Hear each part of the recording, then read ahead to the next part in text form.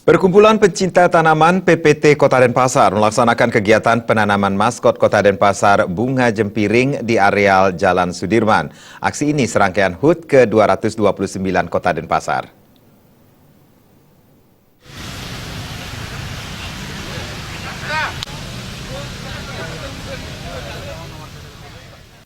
Penanaman bunga jempiring di areal Taman dan Median Jalan Sudirman oleh jajaran pengurus dan anggota Perkumpulan Pecinta Tanaman Kota Denpasar berjumlah 400 buah.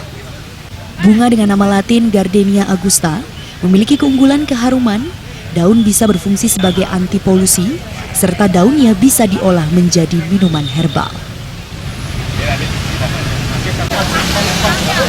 Menurut pengurus Perkumpulan Pecinta Tanaman PPT Kota Denpasar, Iwayan Sumiwa, bunga jempiring pada awal tahun 2000 keberadaannya agak langka dan belum banyak dijumpai di areal taman maupun di rumah.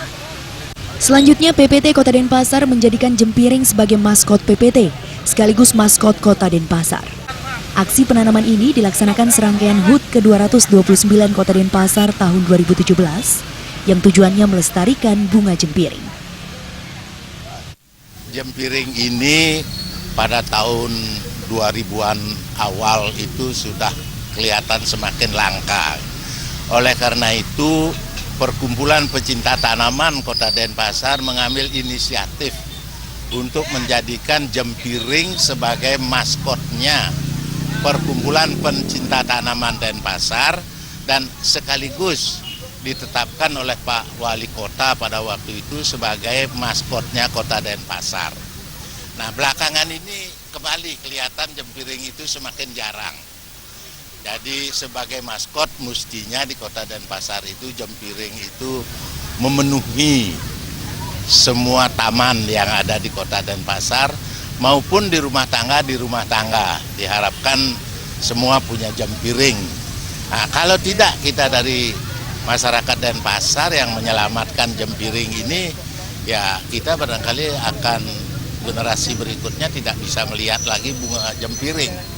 Kami dari Perkumpulan Pecinta Tanaman Denpasar memelopori, jadi menanam pohon jempiring di sekitar Jalan Sudirman ini. Dalam rangka hari ulang tahun Kota Denpasar yang beberapa sekarang? Yang 229.